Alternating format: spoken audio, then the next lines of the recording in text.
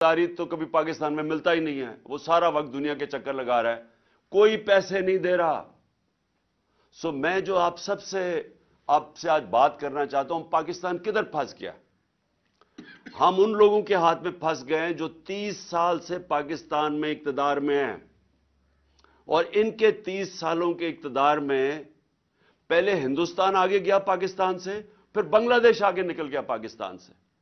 آپ سب کو پتا ہونا چاہیے کہ ڈاکٹر عشرت حسین اپنی کتاب میں لکھتے ہیں کہ 90 کی دہائی تک پاکستان کے سارے اکنامک انڈیکیٹر سارے بر صغیر میں سب سے آگے تھے۔ جب سے یہ دو خاندان آئے ہیں، ان کی دولت میں مسلسل اضافہ ہوتا گیا، یہ پاکستان کے امیر ترین خاندان بن گئے ہیں اور ان کا پیسہ باہر پڑا ہے۔ لیکن پاکستان آہستہ آہستہ ڈوبتا ڈوبتا گرتا گرتا آج ادھر پہنچ گیا ہے کہ ہمارے پاس اس ملک کی تاریخ کے سب سے کم ریزرو، ان کا پیسہ باہر پڑا ہے۔ لیکن پاکستان آہستہ آہستہ ڈوبتا ڈوبتا گرتا گرتا آج ادھر پہنچ گیا ہے کہ ہمارے پاس اس ملک کی تاریخ کے سب سے کم ریزروز رہ گئے ہیں۔ ہم ادھر کھڑے ہیں جدھر آج دنیا پریڈکٹ کر رہی ہے کہ پاکستان میں سری لنکا کا سچویشن آنے لگا ہے۔ ہمارے آج وہ حال ہے، آج بزنس کمیونٹی سے پوچھیں کہ آج پاکستان کدھر کھڑا ہے۔ اس ملک کی تاریخ میں کوئی تصور نہیں کر سکتا تھا کہ ہم اتنا نیچے جا سکتے ہیں۔ آج ہمارے پاس ایل سیز کھولنے کے پیسے نہیں ہیں، اور خوف یہ ہے کہ جس طرح سری لنکا میں آخر میں تیل کے لیے پیسے نہیں بچیں گے جب تک کہ کوئی پیسہ نہ دے۔ اور پیسہ کس نے اب دینا ہے؟ کوئی باہر سے پیسہ دینے کے لیے تیار نہیں ہے۔ ہمارے پاس کوئی اب کمرشل بینک پاکستان کو لینڈ کرنے کے لیے نہیں تیار، کیونکہ پاکستان کا جو ڈیفالٹ رسک ریشو ہے وہ 5% تھا جب اپریل میں، آج وہ تقریباً 90% پہنچ گیا۔ یعنی لوگوں کو اب کوئی اعتماد نہیں کہ پاکستان کو اگر پیسے دے وہ واپس کرے گا۔ اور آئی ایم ایف اب پیسے تب دے گا جب ہم ان کی شرائط مانیں۔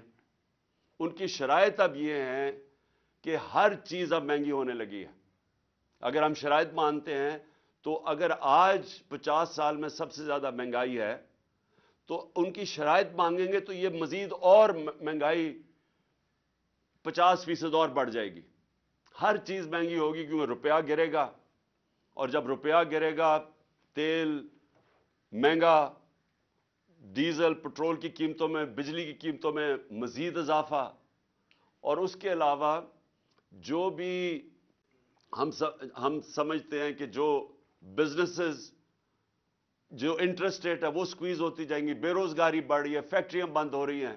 سو اس لیے جدھر آج ہم کھڑے ہیں، میں اب آپ سب کے سامنے کہنا چاہتا ہوں کہ صرف ایک طریقہ ہے نکلنے کا، اور باقی چیزیں آپ کئی کر سکتے ہیں، لیکن سب سے پہلے ایک طریقہ ہے، اور اس میں آپ سب کی اس ملک کو اب مدد ہے، اور وہ ہے rule of law. Rule of law کا مطلب یہ ہے کہ ایک ملک کے اندر جو انصاف کا نظام ہے اس کے اوپر لوگوں کو اعتماد ہو۔ اس ملک میں کمزور اور طاقتور کے لیے ایک ہی قانون ہو، اس کو رول آف لا کہتے ہیں۔ میرے نبی صلی اللہ علیہ وسلم نے مدینہ کی ریاست میں، اور یاد رکھے ہمیں حکم ہے اللہ کا کہ ان کی سنت پہ چلو، ان کی زندگی سے سیکھو۔ کیوں اللہ نے حکم کیا تھا؟ کہ ان سے بڑا کوئی کامیاب انسان آیا ہی نہیں ہے، اس دنیا میں نہ آ سکتا ہے۔ اور انہوں نے جو ریاست قائم کی تھی، یہ یاد رکھیں کہ وہ جو ریاست قائم کی تھی وہ اس میں 627 میں جنگ خندق تھی جدھر مسلمان بال بال امہ بچی، اور اس کے 10 سال کے بعد دو سپر پاورز رومن ایمپائر اور پرشین ایمپائر ان کے سامنے گھٹنے ٹیک گیا 10 سال کے بعد۔ یہ تاریخ کی فیکٹ بتا رہا ہوں۔ تو انہوں نے ایک چینج کیا تھا، ایک ان لوگوں کی جن کی حیثیت نہیں تھی ان کو ورلڈ لیڈرز بنا دیا تھا، دنیا کی امامت کی تھی، اور یہ تاریخ میں ہے۔ سب سے عظیم سیویلائزیشن بنا تھا، ہر سائنسز میں انہوں نے لیڈ کیا تھا۔ تو انہوں نے جو سب سے پہلے مدینہ کی ریاست میں چیز قائم کی تھی، رول آف لا، انصاف قائم کیا تھا، عدل اور انصاف، کہ میری بیٹی بھی اگر چوری کرے تو اس کو سزا ملے گی، تمہارے سے پہلے قومیں تباہ ہوئی جو تو طاقتور کے لیے ایک قانون اور کمزور کے لیے دوسرا. یہ ہے میرے پاکستان کے وکیلوں، یہ ہے پاکستان کا سب سے بڑا مسئلہ. اس کے ساتھ جڑی ہوئی ہے معیشت. پہلے انصاف آتا ہے پھر خوشحالی آتی ہے. پاکستان یہاں اس لیے نہیں گرا کہ ہمارے پاس وسائل کی کمی ہے یا انصاف کی کمی ہے. آپ کے سامنے ہے جو ہو رہا ہے پاکستان میں، کہ نامور ڈاکوؤں کو، جن کے اوپر ہمارے دور میں نہیں پرانے کیسز تھے، اربوں اربوں روپے کے کیسز تھے، ان کو پہلے اوپر سازش کے تحت بٹھایا گیا اور انہوں نے اپنی ساری چوریاں معاف کر لی. مجھے بتائیں دنیا میں مجھے کوئی ایک، اور مجھے اللہ نے موقع دیا کرکٹ کے ذریعے 20-25 سال ساری دنیا میں نے دیکھی ہے، برطانیہ میں کرکٹ کھیلا، ان کا سسٹم دیکھا. ایک مجھے خوشحال معاشرہ بتا دیں جس کو ہم ڈیولپڈ ورلڈ کہتے ہیں، مجھے ایک بتا دیں جدھر طاقتور نے، کسی ایم این اے نے، منسٹر نے، بڑے لوگوں نے چوری کی ہو پبلک کے پیسے کی اور اس کو معافی ملی ہو. ایک مجھے ملک بتا دیں جس کو این آر او دیا ہو انہوں نے. تو ہم تو وہ کر رہے ہیں کہ ہمارے 1500 سال پہلے نبی صلی اللہ علیہ وسلم نے کہہ دیا تھا کہ اگر طاقتور چوری کرے گا اور اسے نہیں پکڑو گے اور صرف کمزور کو جرم میں پکڑو گے تو ملک تباہ ہو جائے گا. آپ کے سامنے اب حالات ہیں. انہوں نے جو ملک، اور آپ اکنامک سروے آف پاکستان دیکھ لیں، جو سب سے تیزی سے ترقی کر رہا تھا اپنی 17 سال کے بعد، تیسرے سال 5.7% گروتھ ریٹ اور چوتھے سال 6% گروتھ ریٹ، انڈسٹری گرو کر رہی تھی، ایکسپورٹس گرو کر رہی تھی، ہماری زراعت گرو کر رہی تھی 4.5%. 17 سال کے بعد ٹیکس کلیکشن میکسیمم تھی، سروسز انڈسٹریز گرو کر رہی تھی. اس کو کیسے ہوا کہ اس کو آج آ کے یہاں پاکستان کھڑا ہو گیا؟ اور یہ اس کی وجہ یہ ہے کہ کبھی بھی ملک میں وہ لوگ جو ایک ملک کے ادارے تباہ کرتے ہیں، وہ آج تک کبھی ادارے ٹھیک نہیں کر سکے.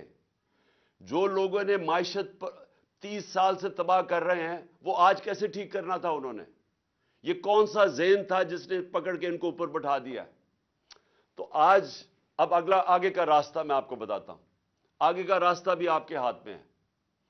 یہ سٹرگل ہے پاکستان کی رول آف لا. طاقتور کو قانون کے نیچے لے کے آنا، کسی کو این آر او نام دینا. جب تک لوگوں کو ہمارے انصاف کے نظام کے اوپر اعتماد نہیں ہوگا، خوشحالی نہیں آنے لگی، اس سے نہیں نکلنے لگے. اور میں آج آپ کو کہوں، کیونکہ میں سب سے بہتر بیرون ملک پاکستانی کو جانتا ہوں، سب سے زیادہ انہوں نے میری مدد کرکٹ کے زمانے سے ان کو جانتا ہوں. اس کے بعد جب شوکت خان اب بنائے تو انہوں نے سب سے زیادہ مدد کی. نمل یونیورسٹی تو انہوں نے مدد کی. ابھی سیلاب کے لیے پیسے اکٹھے کیے تو آدھا پیسہ ادھر سے آیا، آدھا اس لیے نہیں آ سکا کیونکہ سسٹم نہیں تھا ہمارے پاس وہ پیسے ریپیٹریٹ کرنے کا، نہیں تو اس سے بھی زیادہ آنا تھا. اور آج سب سے جو ہمارے زمانے میں جو چیز، ایک تو ایکسپورٹس ہم نے بڑھائی، دوسری ریمیٹنسز. ہمارے زمانے میں ریکارڈ ریمیٹنسز آئی ہیں.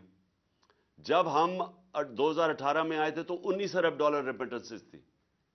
ہم جب گئے ہیں 3.5 سال کے بعد تو $21 ارب کی ریمیٹنسز تھی اور بڑھ رہی تھی. تو یہ جو آپ کا اثاثہ، یہ یاد رکھیں، اب کوئی اس ملک کو نہیں نکالے گا اس دلدل میں سے سوائے بیرون ملک پاکستانی. یہ اگر ہم نے اس سے نکلنا ہے، یہ جو بھی آپ کو کوئی کہہ رہا ہے نا دنیا کا بہترین اکانومسٹ لے آئیں، وہ مجھے سمجھائے کہ ہمارا جو ڈالر گیپ ہے وہ کیسے پورا ہوگا. ہمارا مسئلہ کیا ہے کہ ہم نے کبھی ایکسپورٹس کے اوپر زور ہی نہیں لگایا. نون لیگ کے پچھلے 5 سال میں ایکسپورٹس بڑھی نہیں. جب یہ 99 میں گئے تھے تب بھی ایکسپورٹس نہیں بڑھی. تو جب دولت ہی نہیں آ رہی، ڈالرز نہیں آ رہا، تو ملک خوشحال کیسے ہونا ہے؟ تو ہم نے ایکسپورٹس کو تو بڑھانا ہے لیکن وہ ٹائم لگے گا. تو جو سب سے جو چیز کر سکتے ہیں بیرون ملک پاکستانیوں کی ریمیٹنسز اور انویسٹمنٹ لے کے آنی ہے. یہ اصل بات سمجھیں. ابھی تک وہ ریمیٹنسز بھیجتے ہیں، انویسٹمنٹ نہیں بھیج رہے. جب ان کے پلاٹس کے اوپر قبضہ ہو جاتا ہے، کیونکہ یہاں قبضہ گروپ پھیل رہے ہیں اور رول آف لا نہیں ہے، تو وہ سرمایہ کاری کیسے کریں گے؟ تو آپ سب وہ کمیونٹی بیٹھی ہے جو بات سمجھتی ہے میں کیا کہہ رہا ہوں.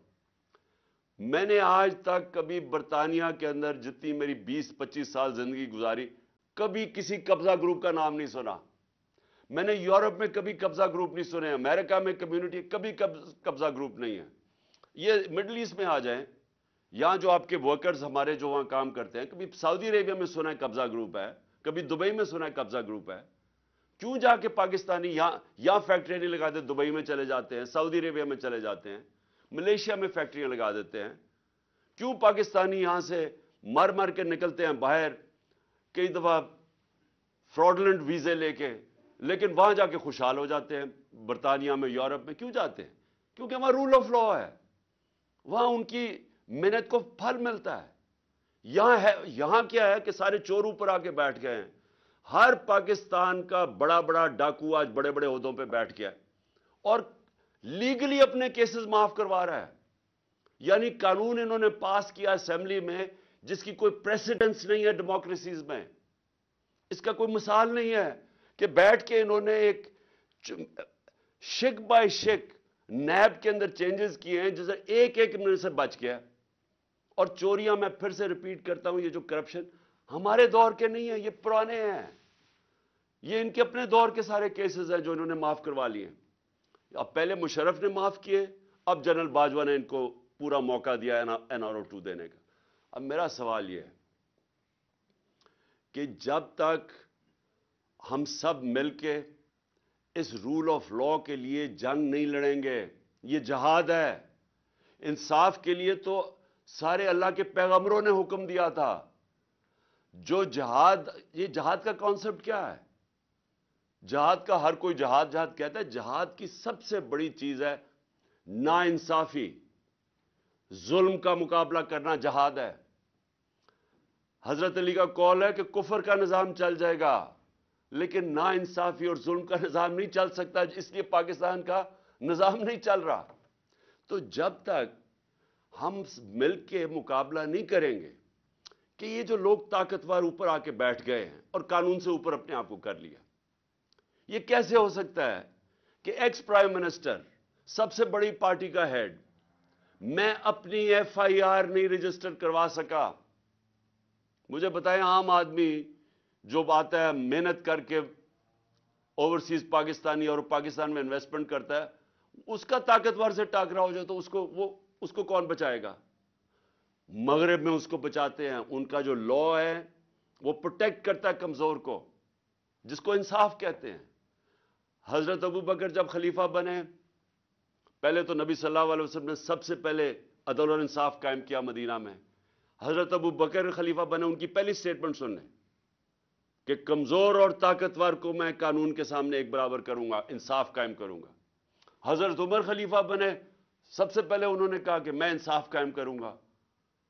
حضرت علی کی پہلی سٹیٹمنٹ پڑھ لیں, انصاف قائم کروں گا. بڑی دیر کے بعد عمر بن عبدالعزیز آئے, اس کے کئی سالوں کے بعد, انہوں نے سب سے پہلے انصاف قائم کیا. دیکھیں انصاف کا جو نظام ہوتا ہے, جس طرح نیلسن منڈیلا نے کہا کہ اگر آپ نے غربت کم کرنی ہے تو انصاف قائم کرو. نیلسن منڈیلا کہہ رہا ہے. یہ تو میرا سب کے لیے کہ ہمارے ملک میں وہ نظام جدھر اعظم سواتی کو, یعنی ایک سینیٹر کو ایک ٹویٹ کرنے پہ, اور سچی ٹویٹ جو ایک پولیٹیشین کا کام ہے کرنا, میرا کام ہے کہ اگر پبلک کا پیسہ چوری ہو رہا ہو تو میرا کام ہے اس کے اوپر آواز بلند کرنا. تو وہ NRO 2 کہتا ہے کہ جنرل باجوہ نے دیا ہے, اس کے اوپر اس کے پوتے پوتیوں کے سامنے تشدد کیا گیا. صبح کے 3 بجے ان کے سامنے ننگا کر کے باہر میں لے جا کے اس کو مارا گیا, ظلم کیا گیا اس کے اوپر. اس کے بعد پھر اس کے اوپر 30 کیسز کیے گئے. میں اپنا کیس نہیں رجسٹر کروا سکا, لیکن اس کے اوپر سارے پاکستان میں, کوئٹہ میں, سندھ میں, کوئٹہ کی سردی کے اندر ایک کمبل کے ساتھ اس کو رکھ دیا. یعنی ایک 75 سال کے آدمی سے ایک ٹویٹ کے اوپر یہ ہوا ہے.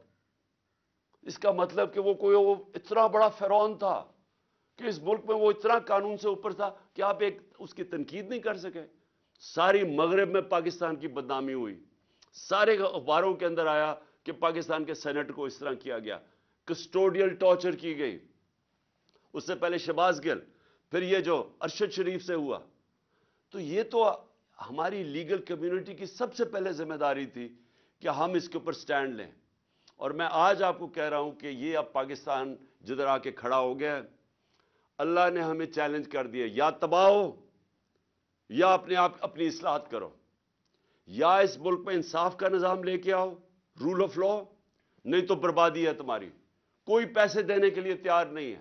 ابھی شہباز شریف کی ویڈیو ذرا دیکھیں, سارے ہندوستان کے چینلز پہ چلی ہے کہ جی ہندوستان سے تو جی بڑا, ہمارے سے بڑی 3 ہم نے جنگیں لڑی اور ہمیں مار پڑ گئی, ہمیں تو دوستی کرنی چاہیے, ہمیں تو جناب ہم نے تو اپنا سبق سیکھ لیا ہے.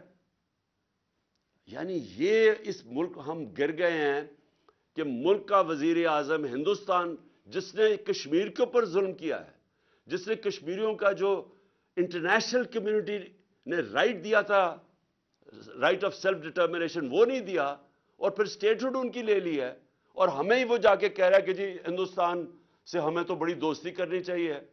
کوئی فکر نہیں کہ کشمیریوں کی قربانیاں, کوئی فکر نہیں نظریہ پاکستان کے کسی مقصد کے لیے ملک بنا تھا. یہ آج حالت آ گئی ہے کیونکہ ہر جگہ پیسے مانگتے پھر رہے ہیں. اپنا پیسہ ان ساروں نے باہر رکھا ہوا ہے اور دوسروں کو کہہ رہے ہیں جی پاکستان میں پیسہ بھیجو.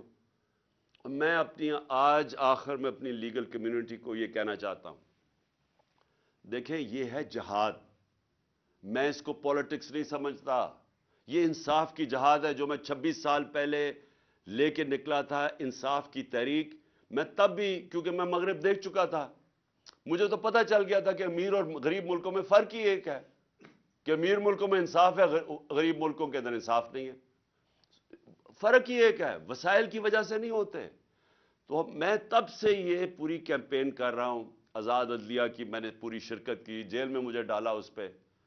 اب پھر نکلا ہوا ہوں کہ یہ کیسے ہو سکتا ہے کہ جناب ایک ایجنسیز کے آدمی کا نام آ گیا تو میں ایف آئی آر ہی نہیں کاٹ سکتا. مجھے پتہ ہے انہوں نے کیا ہے, میں پہلے سے بتا رہا تھا کہ پلان بنا ہوا ہے.